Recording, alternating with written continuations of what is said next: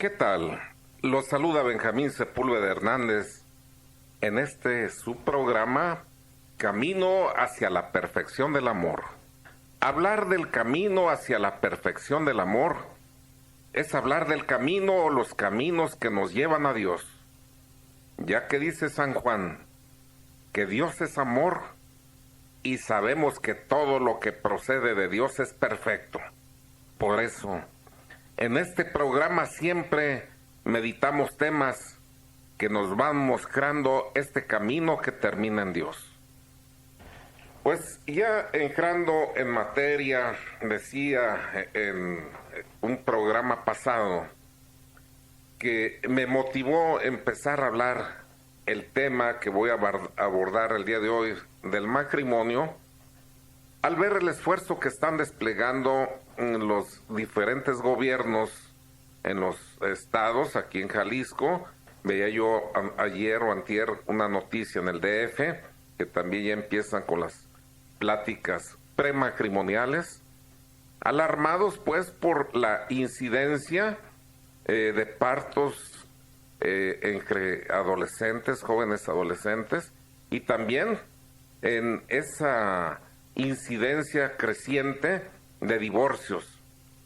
Entonces han sentido el gobierno que bueno, es parte de su función la responsabilidad de instruir a su pueblo, a los ciudadanos, sobre cómo hay normas, hay principios básicos que se deben conocer antes de abordar la responsabilidad del matrimonio.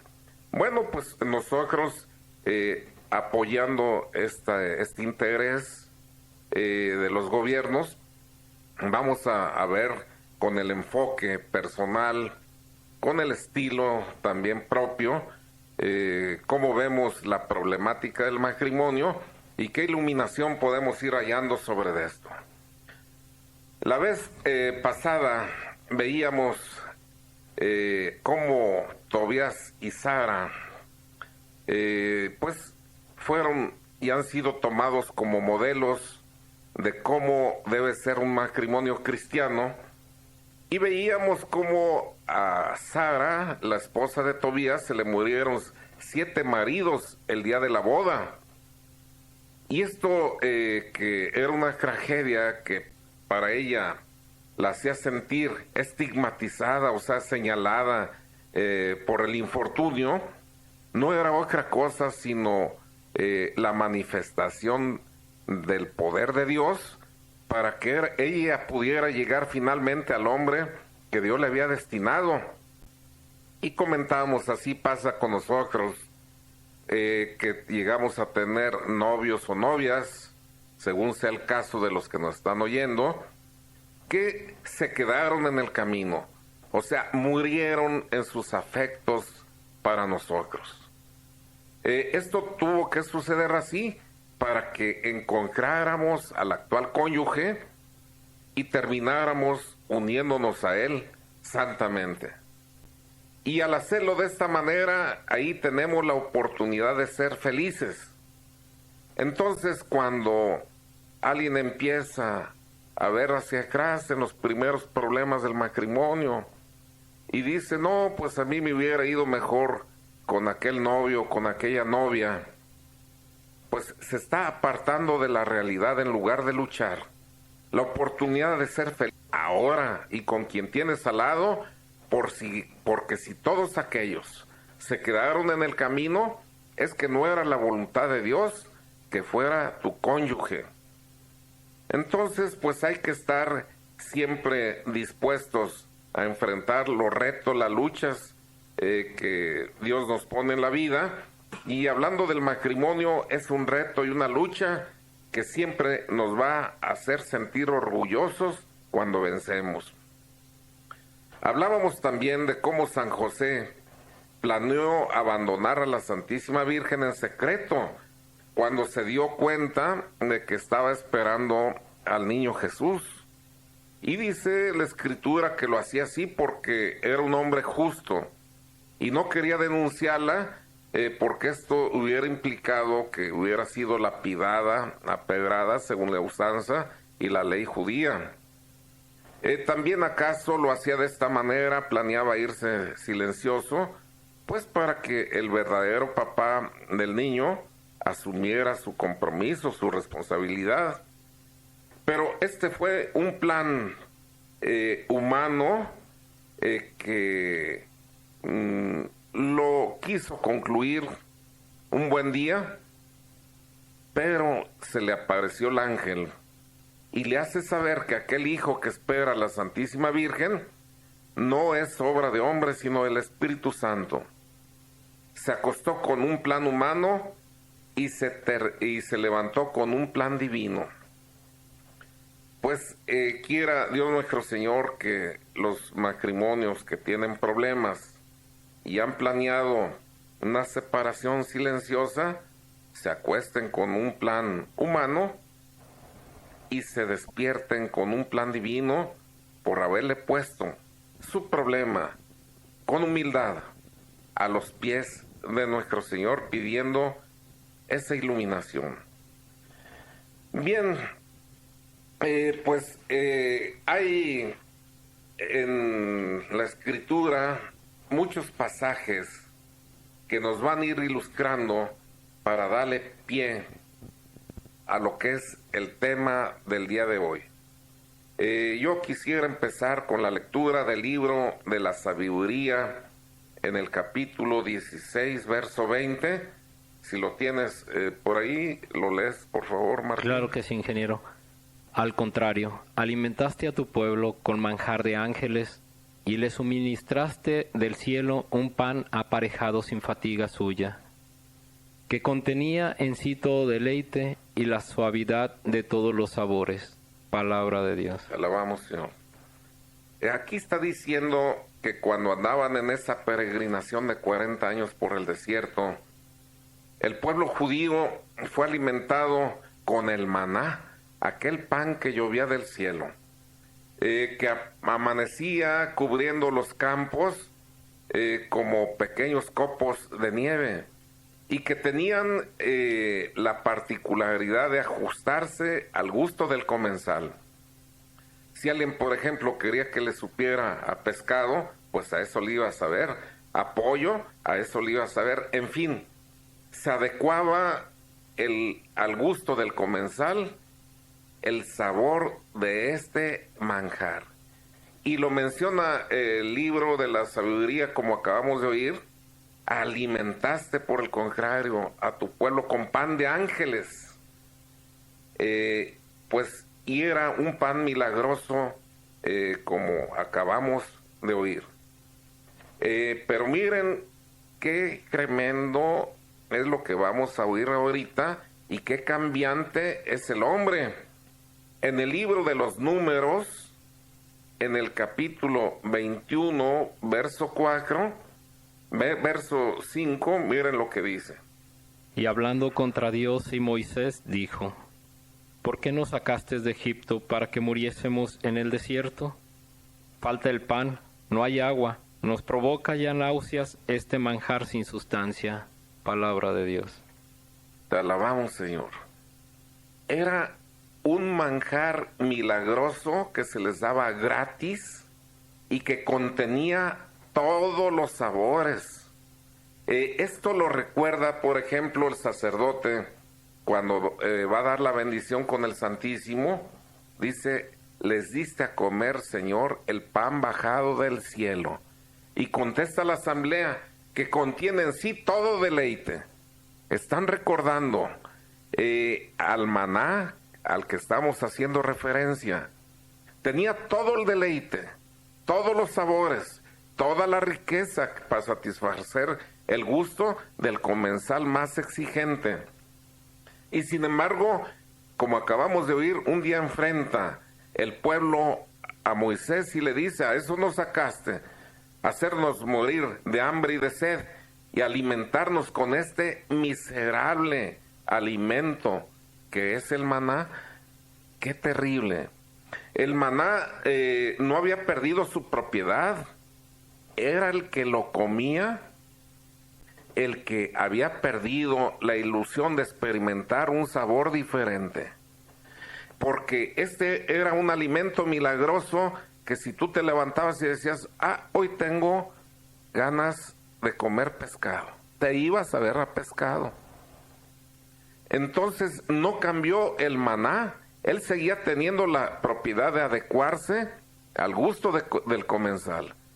Pero sin duda, lo que gratis se obtiene, se llega a despreciar, y ellos hallaron buen pretexto para decir, hay maná de vuelta. Pues te vas a ver a maná de vuelta, porque lo que hacía que se acomodara el maná a tu gusto, es que tú tuvieras esa ilusión, ese deseo de experimentar el sabor. Tú ponías el sabor, tú ponías la expresión del deseo y él se acomodaba a ti. Entonces el maná no cambió. Quien cambió fue el comensal, los que lo consumían, y terminaron expresándose de una manera ingrata de este portento que realizaba Dios para su pueblo. Nos estás dando a comer un manjar, un alimento insípido y miserable que ya nos enfadó. Miren, el esposo y la esposa son el maná para el cónyuge. Acuérdense cuando andaban de novios, todo les estorbaba, y hasta delante de Dios se elevaban una oración: Señor, qué bueno eres al hacerme conocer a este o a esta, que tiene para mí todas las delicias, todo lo que yo imaginaba para un esposo o una esposa lo tiene este o esta. Era el maná. Ahí tenías todo el gusto, todo lo que pudieras apetecer, satisfecho. Pero, ¿qué sucedió? Empezó a andar el tiempo y se empezó a perder esa ilusión por no seguir retroalimentando el amor, y un buen día empezaste en forma ingrata a expresarte como lo hizo el pueblo judío. Hay otra vez maná. Qué terrible. Si el maná es todo lo que te consolaba y te hacía feliz, y ahora estás despreciando aquello que era motivo de gozo y alegría. Y lo peor es que a veces ya no se quiere el maná, sino menú. Y se empieza a experimentar terriblemente, buscando fuera de casa lo que tienes ahí, porque el cónyuge es el maná. Tu esposo es el maná. Para ti tiene todo lo que tú necesitas, y tu esposa es el maná. Ahí está todo el consuelo, toda la alegría. Voltea tus ojos al pasado y empieza a ver dónde se perdió esa ilusión. ¿Qué fue lo que fue quitando esa ilusión? Y retoma el tiempo pasado, porque todo el deleite y todo el consuelo está ahí. Tal vez igual que sucedió con los judíos en el desierto, que no cambiaba el maná. El maná, tu cónyuge, sigue siendo el mismo. Tú fuiste quien cambiaste. Tú fuiste quien perdiste la ilusión. Es una reflexión que hay que hacer, pues, delante de Dios nuestro Señor, continuando con el apoyo de la Sagrada Escritura. Quisiera leer un pasaje de Lucas, de San Lucas, en el capítulo 2, versos 41 y siguientes. Iban sus padres todos los años a Jerusalén por la fiesta solemne de la Pascua. Y siendo el niño ya de 12 años cumplidos, habiendo subido a Jerusalén según solían en aquella solemnidad, acabados aquellos días, cuando ya se volvían, se quedó el niño Jesús en Jerusalén, sin que sus padres lo advirtiesen. Antes bien, persuadidos de que venía con algunos de la comitiva, anduvieron la jornada entera buscándole entre los parientes y conocidos. mas como no se le hallasen, retornaron a Jerusalén en busca suya.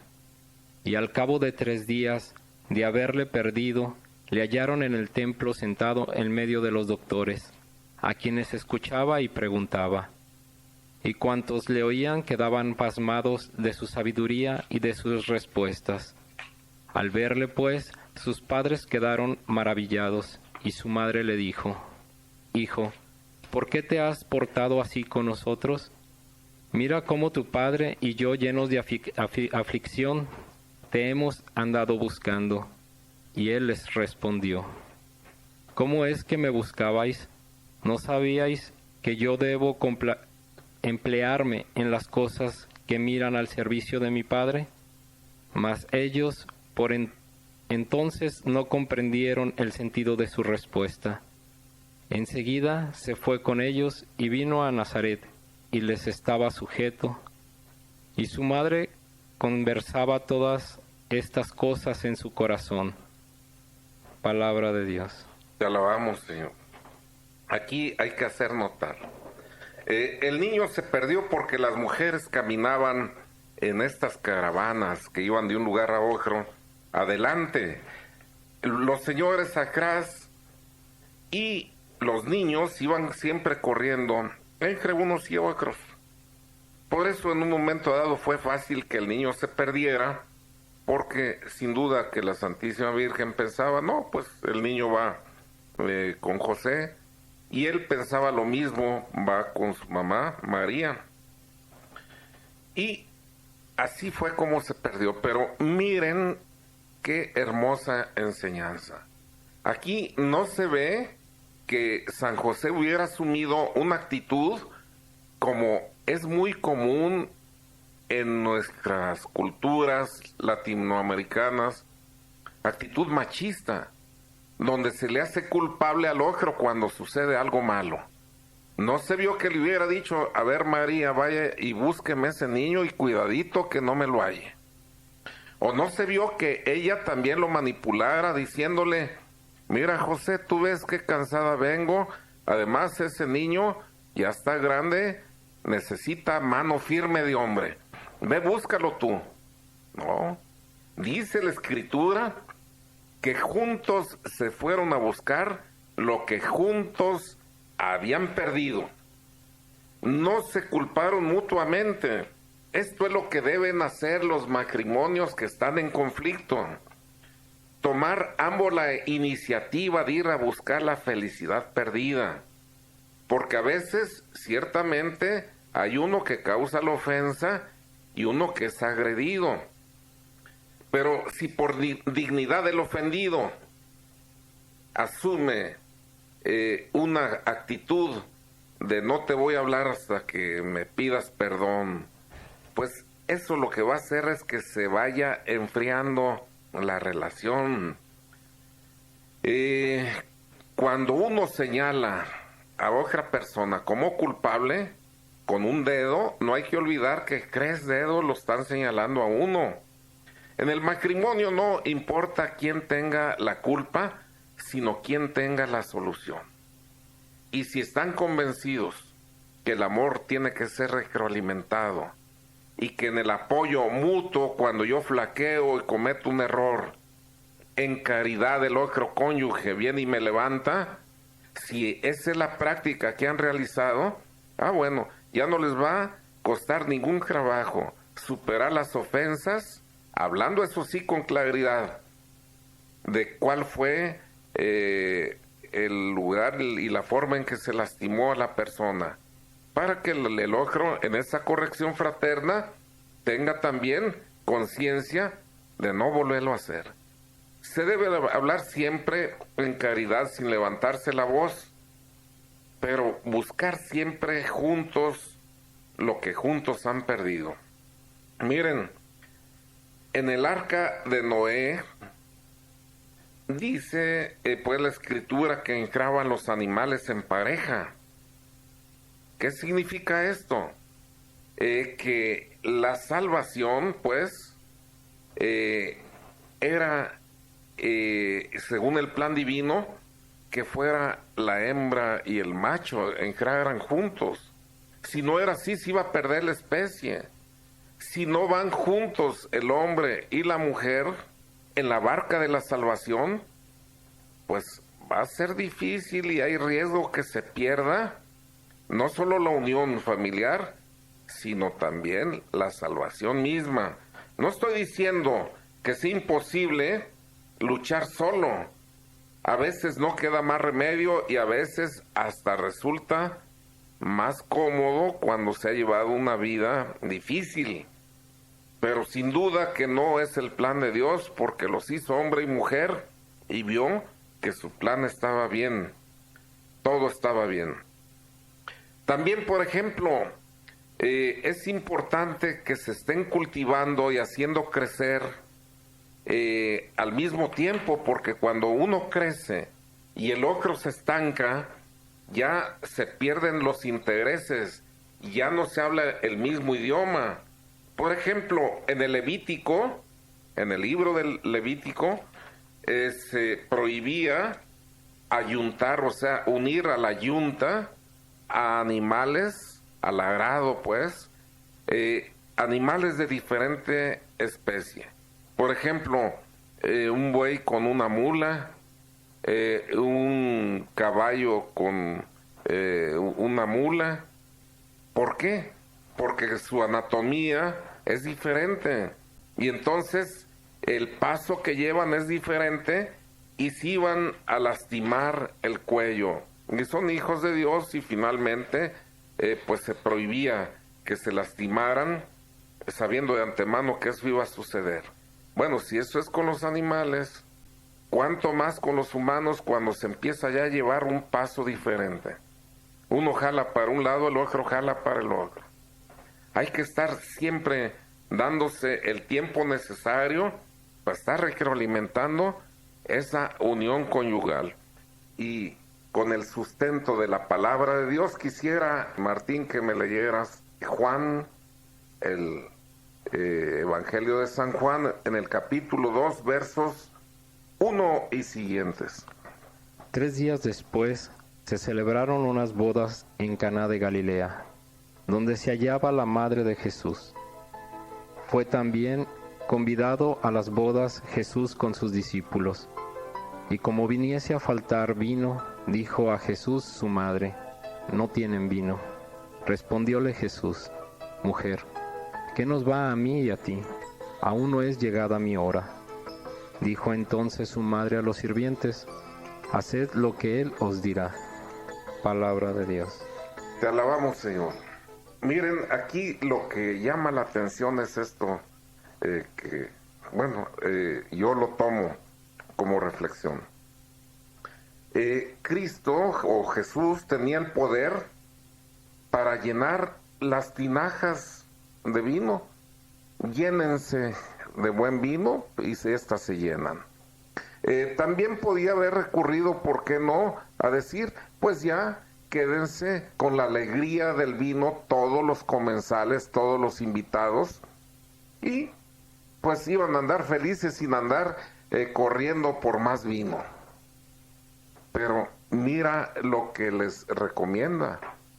Les pide que llenen las tinajas de agua. Y dice la Escritura que las llenaron hasta los bordes. El agua es inerte. ¿Qué es lo que está haciendo Jesús con esto? Exigirles un esfuerzo personal. Él luego iba a realizar el milagro, como de hecho lo hizo, pero exige que el hombre ponga su propio esfuerzo. Cuando el vino del amor se esté acabando a media fiesta de la vida, será afortunada la pareja en conflicto que tenga por invitados en su casa a Jesús y a María. Si teniendo a Jesús y a María en su hogar, estos le piden a la Santísima Virgen que repita el milagro de Caná, no duden en que ella que hizo que Cristo obrara ese primer milagro a destiempo, porque Él no echa mentira piadosa u oficiosa. No es mentira cuando dice, madre, ¿qué tenemos, o mujer, qué tenemos que ver tú y yo con esto? Además, no ha llegado mi tiempo.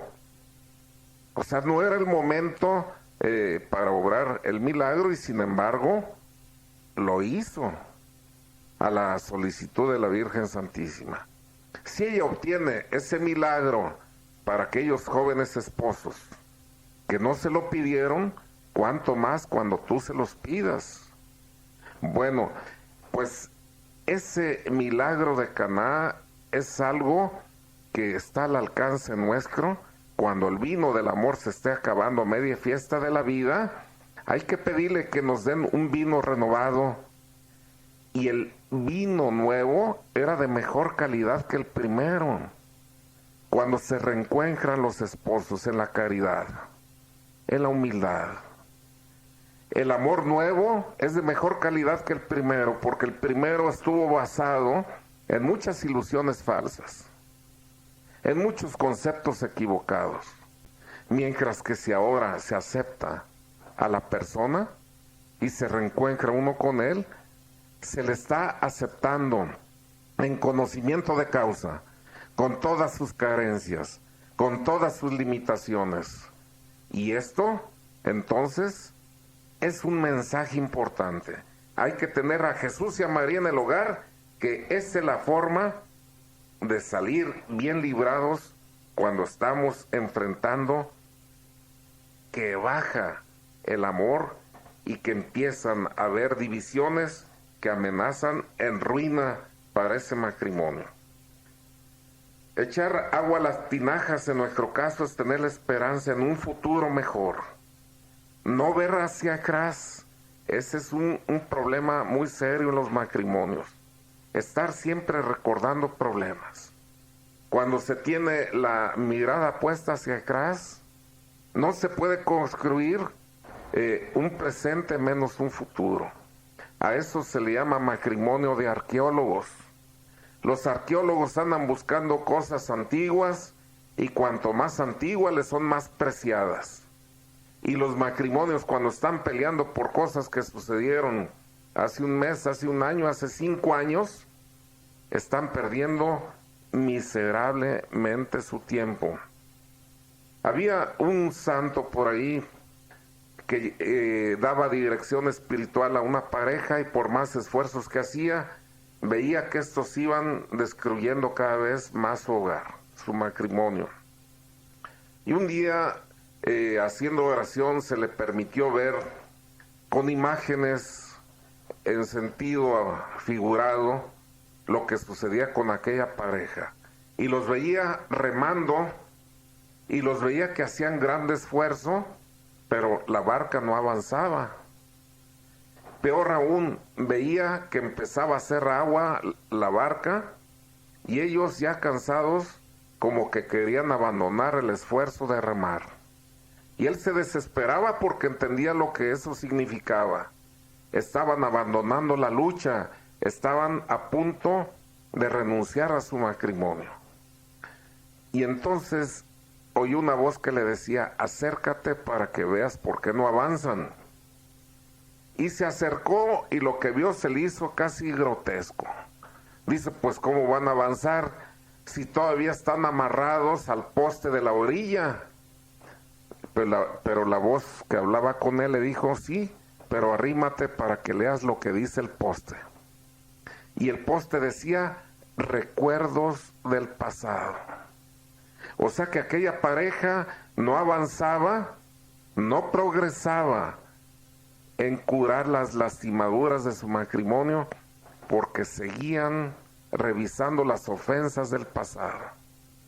Hay que perdonar con generosidad y cuando se ha perdonado, no volver a sacar el mal recuerdo que tanto nos lastimó, porque nos va a volver a hacer el mismo daño cada vez que nos asomemos a él. Mira, hay en el Génesis una mención, en el Génesis 19:23, un pasaje que quisiera que leyeras, Martín. Al rayar el sol sobre la tierra, entró Lot en Segur. Palabra de Dios. No, continúa 19:23 y siguiente. Y siguiente. Al rayar el sol sobre la tierra, entró Lot en Segor. Entonces el Señor llovió del cielo sobre Sodoma y Gomorra azufre y fuego por virtud del Señor, y arrasó a estas ciudades y todo el país confinante, los moradores todos de las ciudades y todas las verdes campiñas del territorio. Palabra de Dios. Te alabamos, Señor. Bueno, aquellas ciudades que fueron destruidas tienen un pasaje anterior donde la mujer de Lot veía hacia atrás y se quedó convertida en una estatua de sal.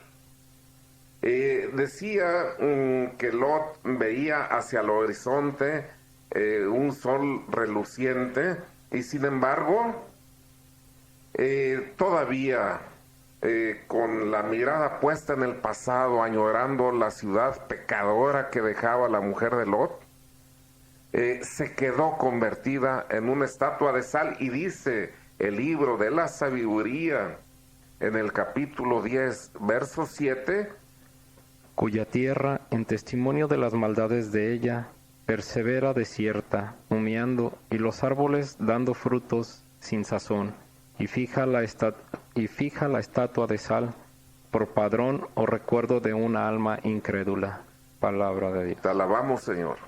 O sea, dice el libro de la sabiduría, todavía queda la ciudad destruida, echando humo, la tierra calcinada, y como recuerdo de aquella mujer falta de fe, y que no veía hacia un futuro prometedor, sino hacia atrás, quedó como testimonio para que no lo repitamos nosotros, como una estatua de sal.